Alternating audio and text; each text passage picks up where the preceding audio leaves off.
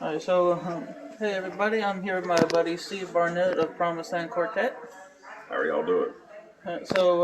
For those who might know, you actually used to do a little bit of traveling and singing prior to PromisedLand, right? Yeah.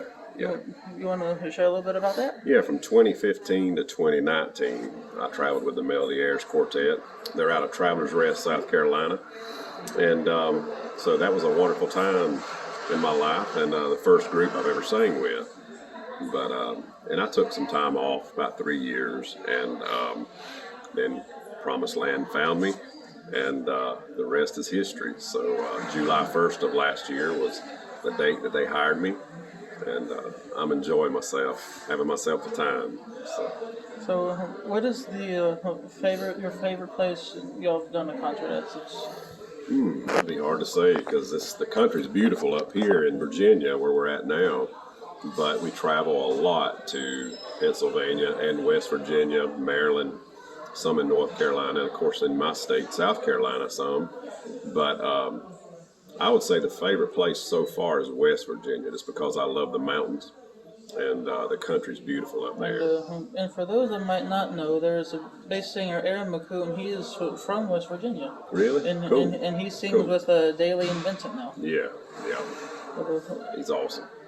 So, what is I've had some people ask me, what is the lowest note that you have ever hit on stage? Probably a F. Yeah, I do that several times. It just depends on the song.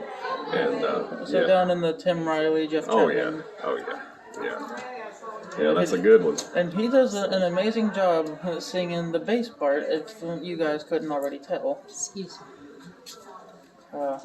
Thank you, Steve. Thank you. God bless y'all. You guys have a website too, right, Steve? Yeah, you can go to PromisedLandQuartet.com, and you can also find us on Facebook. Same thing, Promised Land Quartet. And we'd love for you to follow us. Keep up with our schedule. Come see us. We'd love to meet you. And when it comes to bass singing, who was your bass singing hero that got you interested? Tim Riley.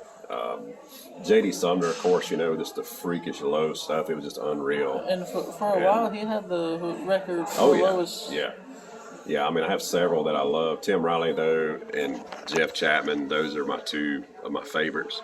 Tim Riley's kind of the guy that got me interested in it just because, I mean, there's nothing like him. I mean, he just second to none. Quality, got class, and he just so crisp, so clear. And he brought it to the stage every night. Oh, yeah, every time. So how old were you when you started singing bass? I was probably about 19 or 20 and started in church, and they got me to sing in the choir in the bass section, and that was for several years. I sang with my family group at church, my oldest sister and two of her sons, the Burton Quartet. We sang just in church. And that was probably about 10 or 12 years. And, but yeah, about 19 years old is when I started. So about my age.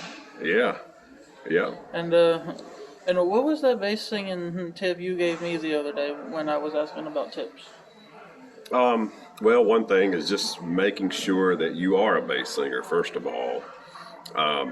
But also remember that as you age, your voice is going to mature and it's going to get lower. But, and then also keeping it in the mask. That is some things, I won't go into a whole lot of details of that, but you can go on Matt Fouch's website on YouTube channel, and you can find out all these tips from all different bass singers. And that channel is called Bass Singing Central, correct? That's right. Yeah. I follow it myself. One of the other ones I like that you told me is that it's important as a bass singer to stay hydrated. Oh yeah. You got to stay hydrated because your vocal cords are made up of mostly water, and if you don't keep them hydrated, you're not going to be able to do what you need to do. And it's relaxing. That's a big thing. Sometimes it's hard, though, if you haven't been on stage and you're up there shaking like a leaf. But you get used to it the more you do it. And one thing I noticed, if you guys were not here tonight, you missed out because this guy pulled some bass slides out tonight. and he said that he was having a little issue from what he was recovering from. I'm not going to go into all the details, but you pulled out some bass slides tonight. Hey, it was pretty good. Yeah, I've been recovering from some respiratory infection, and it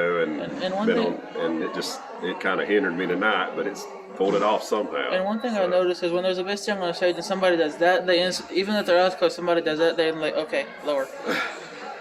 Yeah. A lot of times I think we do it just for the fun of it. But, well, Steve, I appreciate you taking out time of your busy schedule to do this interview. Thank you, Steve. And I look forward to seeing Appreciate you you, again buddy. sometime. Love you.